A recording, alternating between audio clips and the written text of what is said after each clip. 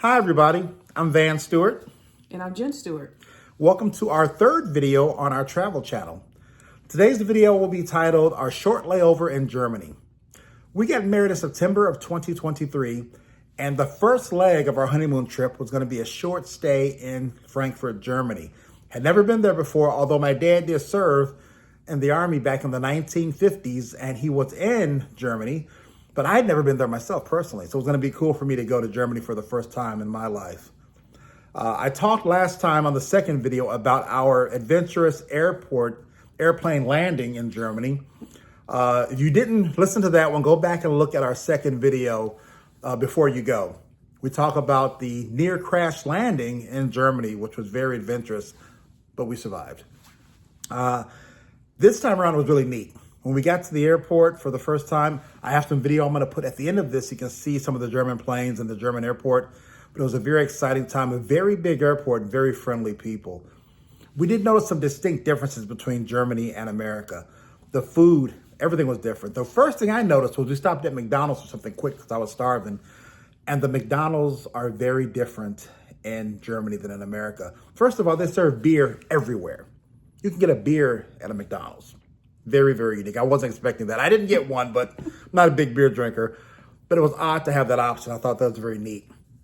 The second thing about the airport that I noticed was the German economy is based on the euro right now. We have the US dollar, they have the euro. We didn't have any euros, but they had ATMs and banks everywhere in the airport. We went there and we just got some euros out really quickly. And right now in Germany, 1 euro is $1.02. So you won't get any bang for your buck. You're not going to make a lot of money. As our Kenya trip where we saved so much cash by having US dollars convert to Kenya shillings, you won't have that benefit in Germany. But still, it was a nice stay. Price-wise, things were a little bit more expensive than I thought in Germany. I'll have to go over some of the prices exactly, but I noticed we didn't save a lot. Of course, we were in the airport also, which is not going to be conducive to saving a lot of money.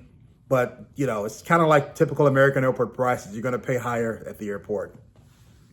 Now, we also decided that since we had a short layover, we're going to get a hotel nearby.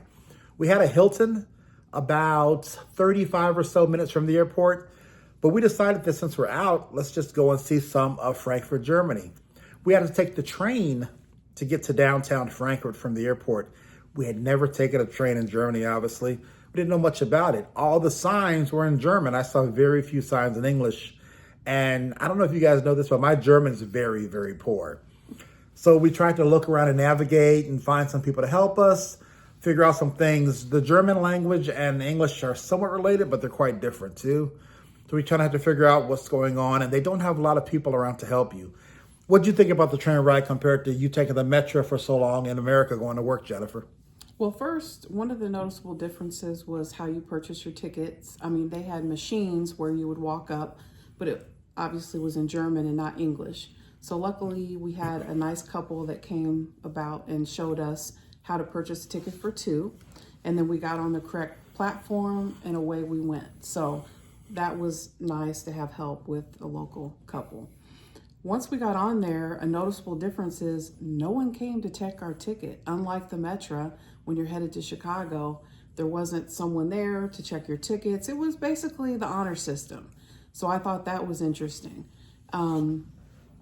Those were the noticeable differences. And then it was a wonderful trip just to see all the sights that we'd never seen. And we made it to their station. Yeah, the train station was amazing. This was one thing I really want to talk about. It was a huge, huge building. And there are so many different trains that came in. The station was called the Hauptwache, spelled Hauptwache, but pronounced Hauptwache. I didn't know. I was going to say my German's really weird. I like to watch a cartoon called Bleach where they talk a lot in German.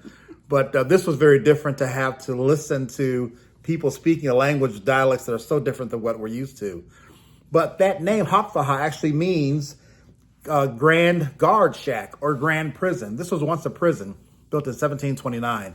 Huge building. And there are so many different trains from different locations that come into this train station. So when we got there, we had to really be careful about not only knowing where to go, but knowing where to go back to get on that same train back to our hotel. So it was very interesting. And in the train station, they had so much going on. restaurants and shops and kiosks and people selling different kind of breads and sausages and drinks and beers, pizza, kielbasas, everything. And I did sample quite a few things while we were there. We got to walk around and see some of the sights. There are so many different people walking around outside and inside. I thought that was pretty interesting. What did you think about the big train station? I thought it was beautiful. Most of what caught my eye was the food. There was a lot of cheeses, which was interesting to me. And there was a lot of bread and sausage. So those were all things that captured, but a lot of hustle and bustle. Like you said, a lot of people there.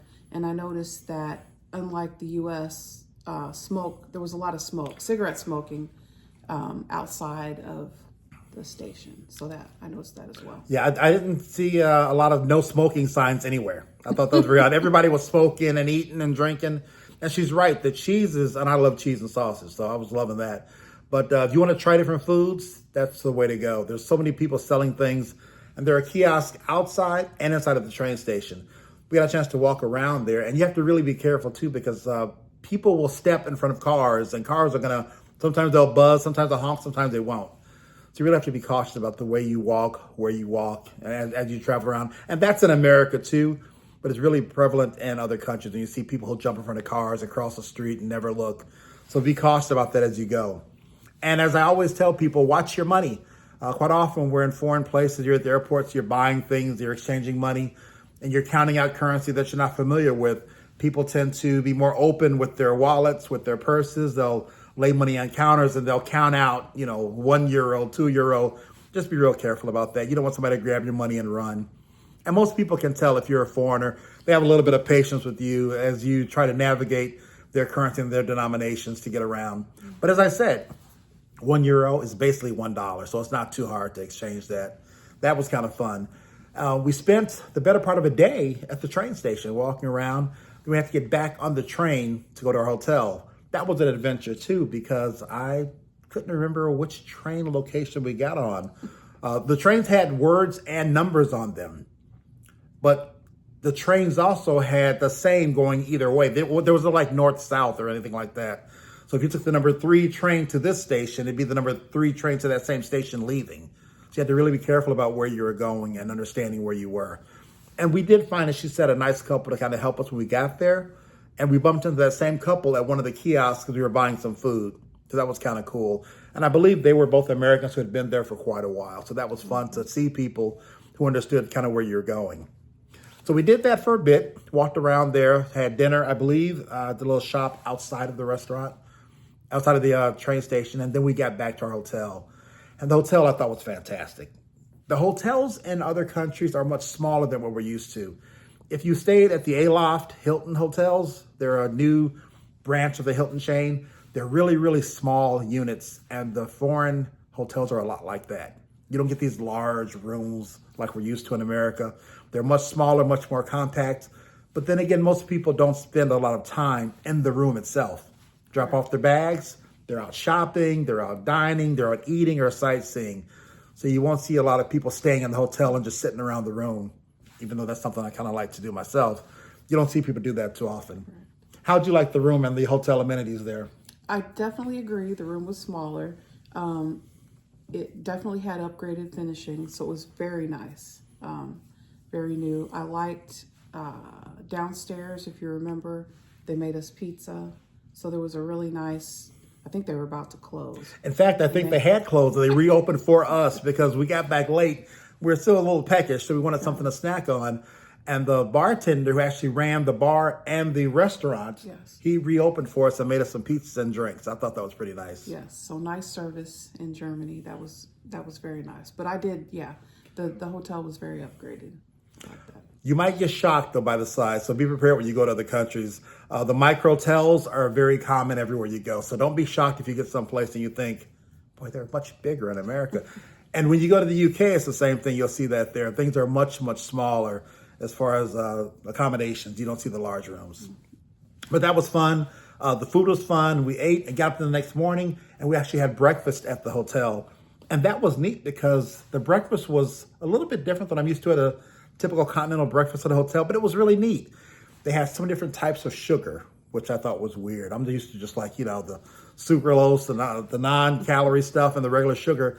Probably had 12 different kinds of sugars over there. And they had sausages and meats and breads and pastries and all this stuff in a fruit bar, which was really, really neat. We were going to go out and have breakfast, but we decided we'll just eat it at the hotel. And then we were a little pressed for time too, because we didn't have a long stay in Germany.